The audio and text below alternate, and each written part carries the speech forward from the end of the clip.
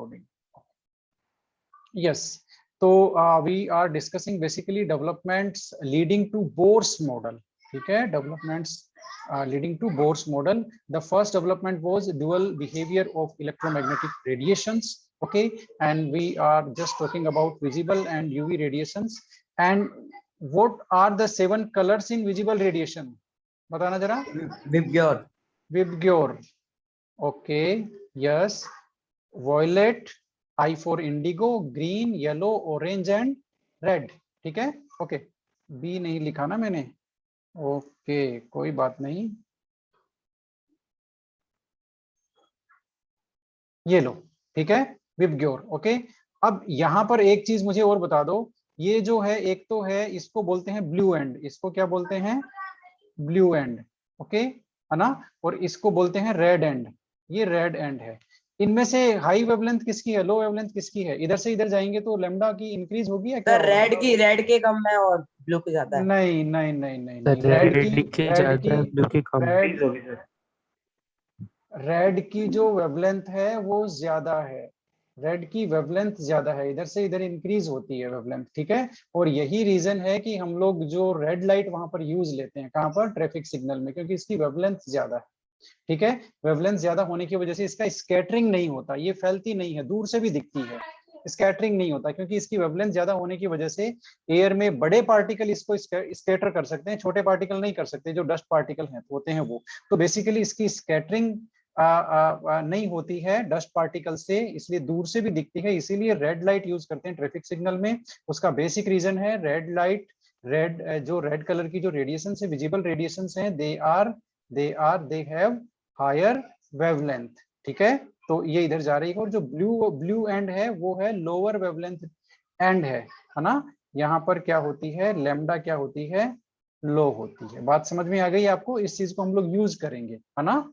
इस कॉन्सेप्ट को हम लोग यूज करेंगे. ओके, तो ये तो हो गई एक बात. ठीक है, तो हम लोग जो dual behaviour of electromagnetic radiation, यानी कि इलेक्ट्रोमैग्नेटिक रेडिएशन का एक तो वेव नेचर होता है, वेव नेचर को हम लोग डिस्कस कर चुके हैं. And the next one is particulate और particle nature. Particle nature of electromagnetic radiation. ठीक है, ये हमारा फर्स्ट डेवलपमेंट है. And what is the second development? That is quantization.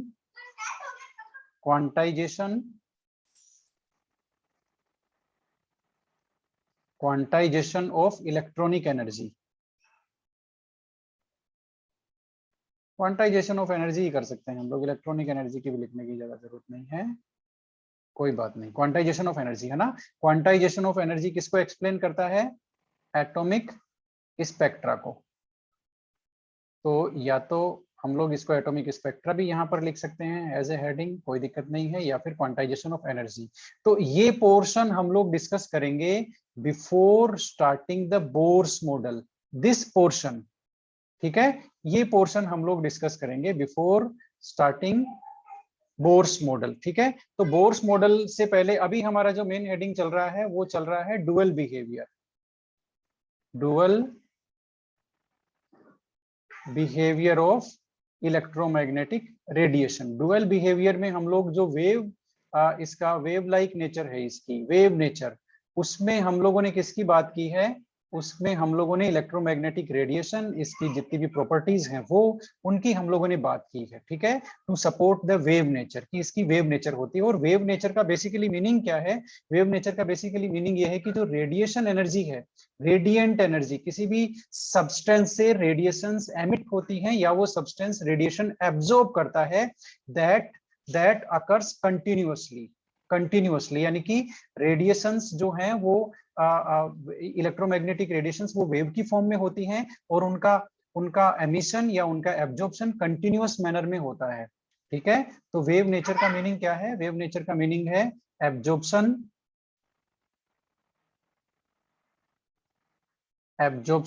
और emission of radiant energy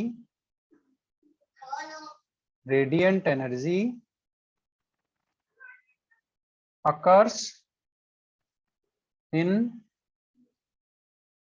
continuous manner. occurs in continuous manner।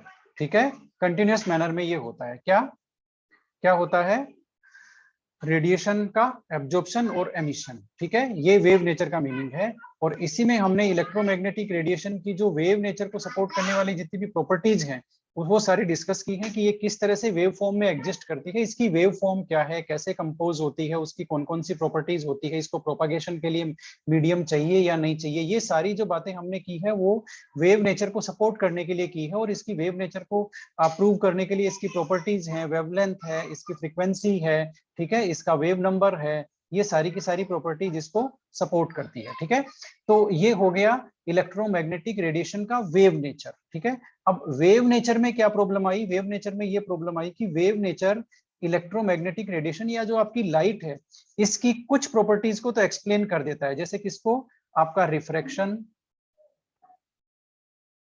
ठीक है, refraction, diffraction, है ना, इंटरफेरेंस, आपका रिफ्लेक्शन, रिफ्रैक्शन और डिफ्रैक्शन। ठीक है, और आपका रिफ्लेक्शन, है ना, रिफ्लेक्शन, है ना, ये कुछ प्रॉपर्टीज हैं जिनको वेव नेचर है वो सक्सेसफुली एक्सप्लेन करती है। ये लाइट की, सनलाइट की कुछ प्रॉपर्टीज हैं जिनको वेव नेचर सक्सेसफुली एक्सप्लेन करती है, लेकिन कुछ प्रॉपर्टीज ऐसी है जिनको वेव नेचर एक्सप्लेन नहीं करती है। और उनमें कौन कौन सा है, उनमें कौन कौन सा है जिनको ये एक्सप्लेन नहीं करती है, उनको वो कौन कौन सी प्रॉपर्टी है, वो है एक तो आपका photo electric effect,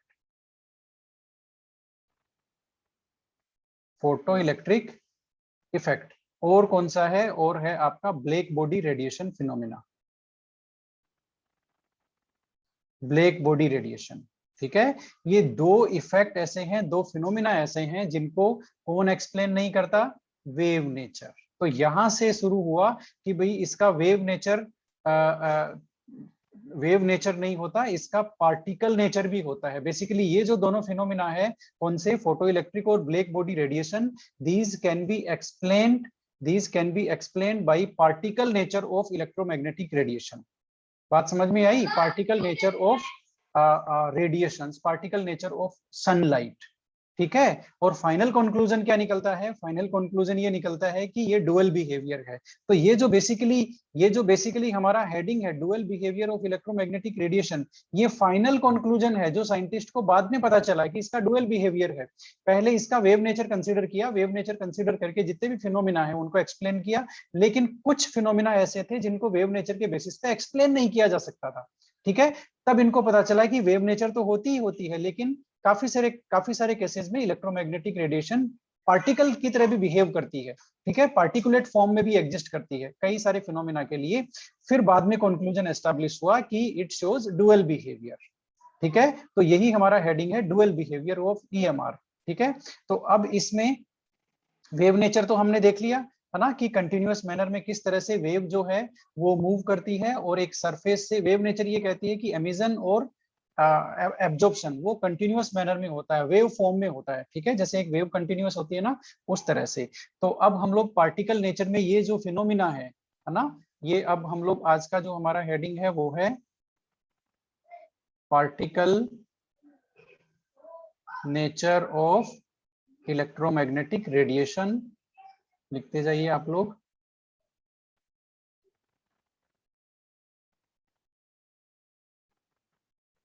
electromagnetic radiation. ठीक है, और इसके बाद में पार्टिकल नेचर को एक्सप्लेन करने की थ्योरी कौन सी आई थी, मैक्स प्लैंक ने फिर थ्योरी दी थी कि ये भाई पार्टिकल नेचर की होती है। ठीक है, तो particle nature of electromagnetic radiation. Okay, अब particle nature of electromagnetic radiation क्या बोलती है, ये बोलती है कि जो आपका इलेक्ट्रोमैग्नेटिक रेडिएशन है वो पार्टिकल की फॉर्म में एग्जिस्ट करती है, और जो किसी भी सब्सटेंस से इंटरेक्शन होता है इलेक्ट्रोमैग्नेटिक रेडिएशन का, तो वो एनर्जी के पैकेट्स की फॉर्म में होता है। ठीक है ना, ये तो बाद का कंक्लूजन है। पहले हम लोग देखते हैं कि पार्टिकल नेचर को सपोर्ट करने वाले जो दो फैक्टर्स हैं, दो फिनोमिना है हमारे पास, ब्लैक बॉडी रेडिएशन और फोटो इलेक्ट्रिक इफेक्ट।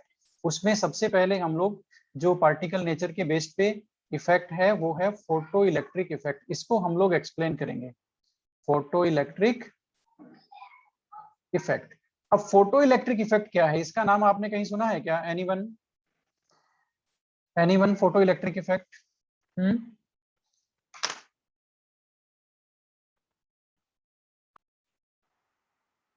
ओके, तो फोटो इलेक्ट्रिक इफेक्ट, ठीक है।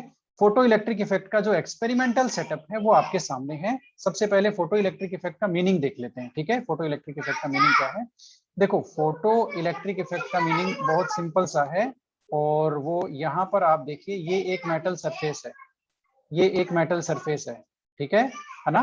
ओके, और मेटल सरफेस पे ये देखो लाइट रेडिएशन, इलेक्ट्रोमैग्नेटिक रेडिएशन वो इंसिडेंट हो रही है।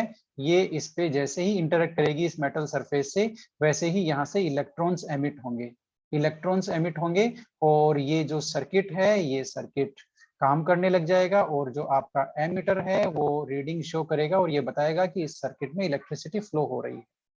बात समझ में आई है आपको, है ना? तो ये जो एक्सपेरिमेंटल सेटअप है, इसमें जैसे ही एमीटर आपका रीडिंग देगा, जैसे ही एमीटर बताएगा कि इलेक्ट्रिसिटी फ्लो हो रही है ना, तो उसका मतलब क्या है? उसका मतलब ये है कि ये जो लाइट की जो रेडिएशंस हमने ये जो मेटल सरफेस है ना, इस पे हमने इंसिडेंट कराई है, वो लाइट की रेडिएशन से यहाँ से इलेक्ट्रॉन एमिट हुआ है, ठीक है। तो ये है आपका photo electric effect. Photo electric effect का मीनिंग है कि रिलीज ऑफ इलेक्ट्रॉन, सुन लो आप लोग, ejection of electron, ejection of electron from metal surface, from metal surface, okay, when electromagnetic radiation और light incidents on metal surface. बात समझ में आई? ये पूरा जो एक्सपेरिमेंटल सेटअप है उसमें मेटल सरफेस से इलेक्ट्रॉन इजेक्ट होकर के इस डायरेक्टर की तरफ जा रहे हैं। जैसे ही डायरेक्टर से कांटेक्ट करेंगे वैसे ही सर्किट क्लोज हो जाएगा, और आपका जो ये है एमीटर है वो रीडिंग शो करेगा कि यहाँ पर इलेक्ट्रिसिटी फ्लो हो रही है। तो ये बेसिक एक्सपेरिमेंटल सेटअप है, ठीक है। ये क्या बताता है कि आप ये जो लाइट रेडिएशन हैं जैसे इंटरेक्ट करती है मेटल सरफेस से, इजेक्शन ऑफ इलेक्ट्रॉन होता है। तो सबसे पहले तो आप लोग फोटो जो इलेक्ट्रिक इफेक्ट है उसकी आप लोग डेफिनेशन लिख लो भाई फटाफट, इसकी डेफिनेशन लिख लो। The phenomena of ejection of electrons, फटाफट लिख लो। The phenomena of ejection of electrons from the surface of a metal,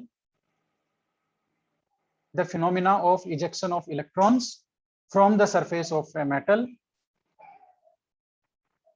when light of suitable frequency strikes on it, when light of suitable frequency strikes on it, when light of suitable frequency strikes on it, it is sir एक called, बार starting से repeat करना। हाँ yes, the phenomena of ejection of electrons, the phenomena of ejection of electrons from the surface of metal, from the surface of metal when light of suitable frequency strikes on it, when light of suitable frequency strikes on it,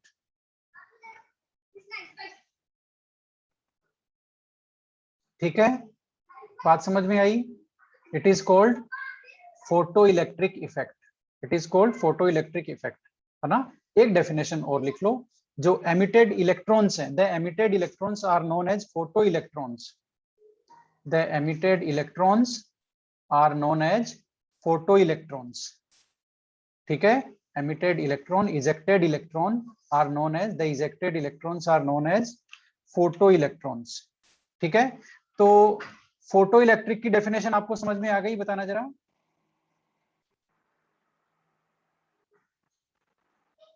आगे चलें।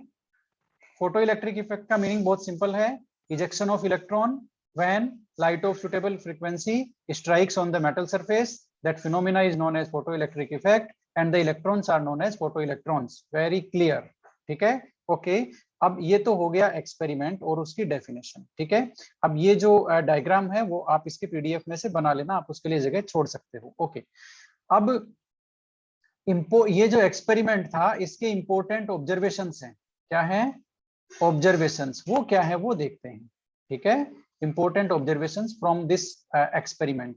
Number one experiment, जो number one जो है observation वो बड़ा ही कमाल का है। वो ऑब्जर्वेशन क्या कहता है, वो कहता है कि ये जो इजेक्शन ऑफ इलेक्ट्रॉन हुआ है मेटल सरफेस से, है ना, ये देखो ये मेटल सरफेस है, इसको सिंप्लीफाई करते हैं, इधर से आया, ये कौन स्ट्राइक किया, इलेक्ट्रोमैग्नेटिक रेडिएशन या लाइट, ठीक है, जैसे इसने स्ट्राइक किया ये कौन रिलीज हुआ, इजेक्शन ऑफ इलेक्ट्रॉन, ये इलेक्ट्रॉन इजेक्ट हुआ, ठीक है। तो जो नंबर 1 ऑब्जर्वेशन है वो ये कहता है, नंबर 1 ऑब्जर्वेशन, कि ये जो इजेक्शन ऑफ इलेक्ट्रॉन है ना, वो ऐसा नहीं है कि आप कोई भी फ्रीक्वेंसी की रेडिएशन स्ट्राइक करोगे तो वो इलेक्ट्रॉन इजेक्ट होगा, no, a suitable frequency should be there, a minimum frequency should be there, electron ejection will not happen at all the frequencies, कि आपने कोई भी फ्रीक्वेंसी की लाइट स्ट्राइक करी किसी भी मेटल पे और ये हो जाएगा बोल करके, ऐसा नहीं है, इलेक्ट्रॉन इजेक्ट हो जाएगा, ऐसा नहीं है। you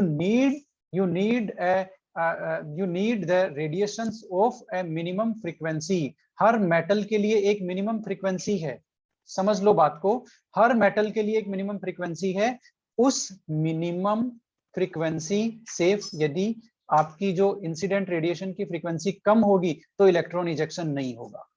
ये सेम वैसे ही है ना। अब ऐसा क्यों है वो देख लो, सारे जो मेटल हैं उसमें न्यूक्लियस से इलेक्ट्रॉन बाइंड रहता है तो उसका अट्रैक्शन फोर्स है वो डिफरेंट है, उसको ओवरकम करने के लिए भाई हमें उस इलेक्ट्रॉन को इतनी एनर्जी देनी है कि वो उस अट्रैक्शन फोर्स को तोड़ करके बाहर आ जाए, ठीक है। तो ये हर मेटल के लिए डिफरेंट होता है, न्यूक्लियस और इलेक्ट्रॉन के बीच में अट्रैक्शन फोर्स, उसको ओवरकम करने के लिए, इसलिए उसको बाहर निकालने के लिए हमें एक मिनिमम एनर्जी चाहिए, उससे कम यदि एनर्जी देंगे ना तो वो इलेक्ट्रॉन बाहर नहीं, इलेक्ट्रॉन इजेक्शन नहीं होगा। तो वो जो मिनिमम एनर्जी है वो उसको बोलते हैं हम लोग थ्रेशोल्ड फ्रीक्वेंसी। क्या बोलते हैं, थ्रेशोल्ड का मीनिंग तो आप लोग जानते ही हो, दैट इज थ्रेशोल्ड फ्रीक्वेंसी। तो इसको पॉइंट को लिख लो फटाफट आप लोग, पॉइंट को लिख लो फटाफट आप लोग। For each metal A minimum frequency for each metal A minimum frequency of light is required, for each metal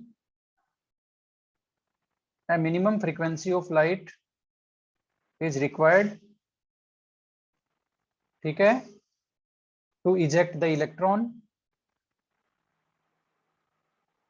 that is known as threshold frequency, threshold frequency, उसको हम लोग थ्रेशोल्ड फ्रीक्वेंसी बोलते हैं, ठीक है।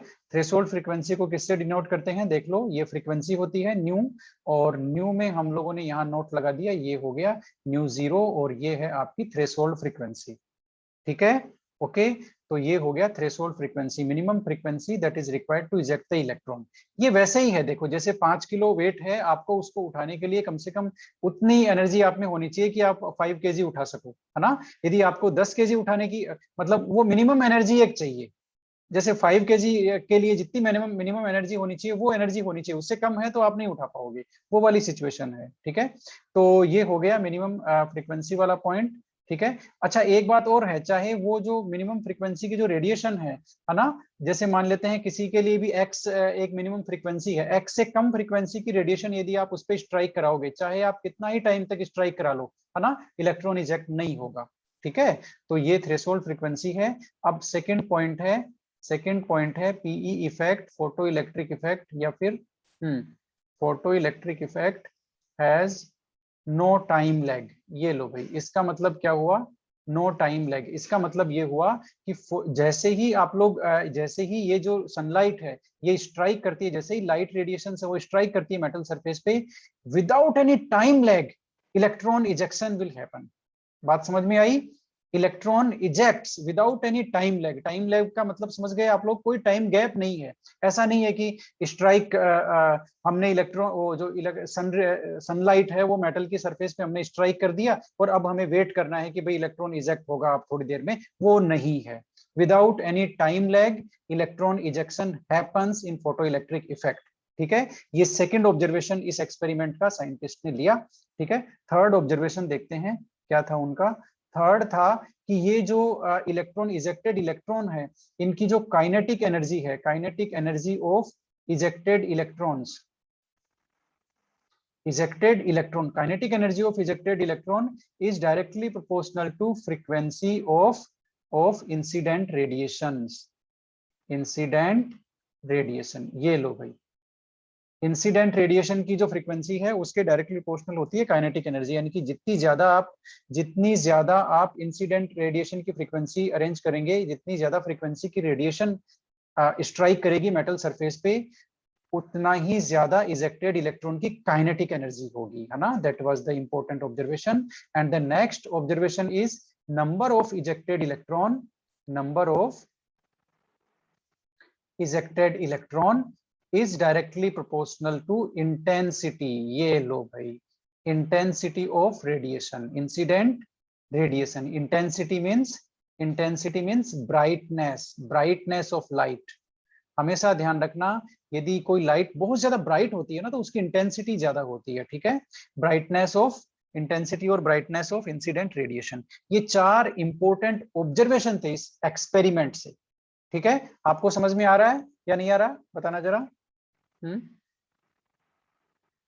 सबसे पहला क्या है? यस, सबसे पहला है मिनिमम फ्रीक्वेंसी, आपको चाहिए ही चाहिए, उससे कम की फ्रीक्वेंसी नहीं चलेगी, इलेक्ट्रॉन इजेक्ट नहीं होगा, क्योंकि वो एक सर्टेन अट्रैक्शन फोर्स से अटैच है, वो हमें ओवरकम करने के लिए minimum frequency we required, that minimum frequency is known as threshold frequency. उससे ज्यादा हो तो अच्छी बात है, उससे कम नहीं चलेगा। Okay, yes, photo electric effect has no time lag, without any time lag electron ejection happens in photoelectric effect। kinetic energy इसके directly प्रोपोर्शनल होगी फ्रीक्वेंसी के। अब जो थर्ड वाला जो पॉइंट है, we can represent this point with the help of a graph. We have this graph, है ना। यहाँ हो गया आपका kinetic energy of ejected electrons, है ना, या फिर हम लोग लिख सकते हैं इजेक्टेड इलेक्ट्रॉन के से हमारे पास एक बेटर टर्म है photo electrons, right. Ejected electrons are known as photo electrons, okay. और उनका हम लोग ग्राफ बनाते हैं फ्रीक्वेंसी से, किससे?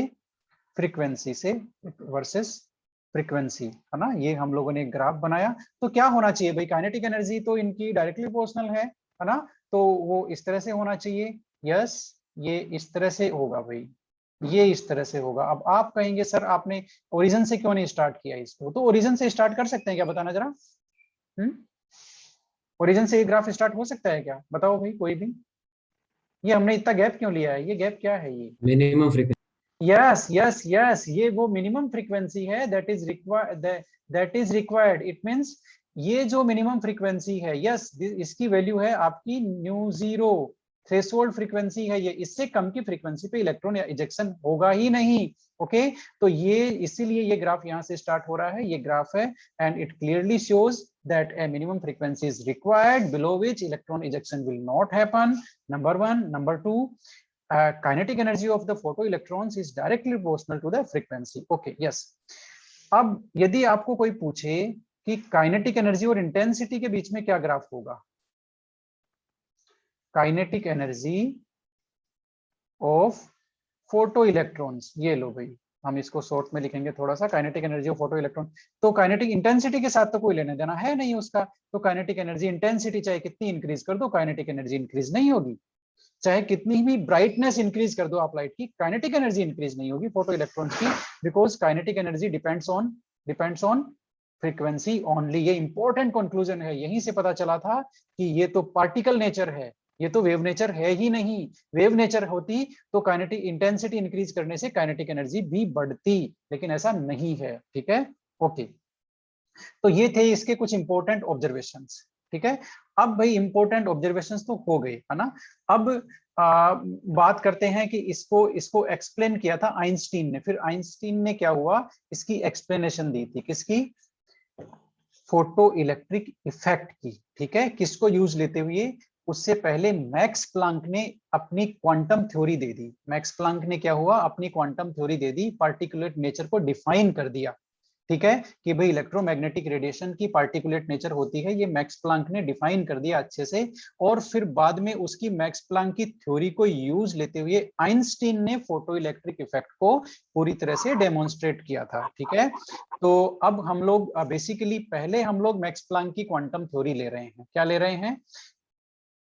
Quantum theory by max Planck. आप लोग लिख सकते हो, कोई दिक्कत नहीं है। Quantum theory of max Planck, ये लो भाई, मैक्स प्लैंक एक हमारे रेस्पेक्टेड साइंटिस्ट थे जिन्होंने क्वांटम थ्योरी दी थी, और क्वांटम थ्योरी इसकी जो पार्टिकल नेचर है उसको एक्सप्लेन करती है। और उसके बाद में आइंस्टीन ने इसको जो पूरा फिनोमिना हुआ, ये जो फिनोमिना हुआ, इसको एक्सप्लेन किया कि भाई ये क्यों हुआ, ये क्या कैसे क्या रीजन है, क्यों फ्रीक्वेंसी पे डिपेंड करती है, इंटेंसिटी पे नहीं करती, कैसे पार्टिकल नेचर होगा, ये आइंस्टीन ने बताया। तो मैक्स प्लैंक ने थ्योरी क्या दी? मैक्स प्लैंक ने बताया कि ये जो जितना भी एमिशन, और देखो इलेक्ट्रोमैग्नेटिक वेव थ्योरी क्या क्या बोलती है, वो बोलती है कि आपका जितना भी इंटरेक्शन है, ठीक है ना, यानी कि जो इलेक्ट्रोमैग्नेटिक रेडिएशंस हैं उनका वेव नेचर है, वो उनका एब्जॉर्प्शन या एमिशन किसकी फॉर्म में हो रहा है? वेव की फॉर्म में हो रहा है, एक कंटिन्यूअस मैनर में होता है। वेव तो कंटिन्यूअस होती है, आपको पता है, जैसे कोई भी वेव निकल रही है इससे, इस सरफेस से, तो वो कंटिन्यूअसली निकलती रहेगी, ठीक है। एब्जॉर्प्शन हो रहा है तो भी वो कंटिन्यूअसली वेव की फॉर्म में वो एब्जॉर्ब होती रहेगी, ठीक है। तो ये मीनिंग है किसका? इलेक्ट्रोमैग्नेटिक वेव थ्योरी का, ठीक है। लेकिन यहाँ पर मैक्स प्लैंक ने उसको पूरी तरह से चेंज कर दिया और पार्टिकल नेचर को सपोर्ट किया अपनी क्वांटम थ्योरी को देख करके, ठीक है। तो सबसे पहला पॉइंट क्या है भाई मैक्स प्लैंक का थ्योरी का, वो लिख लेते हैं। सबसे पहला है कि ये जो रेडिएंट एनर्जी है, रेडिएंट एनर्जी का मतलब तो आप लोग समझते ही हो, radiant energy, radiant energy is absorbed or emitted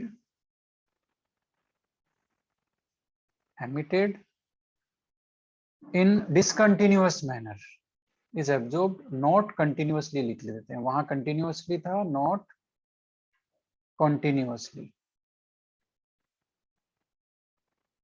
not continuously, okay, but discontinuously,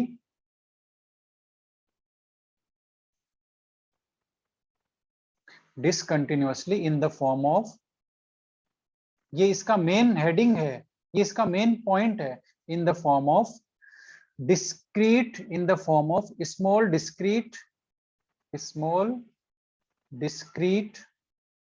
packets of energy, small discrete packets of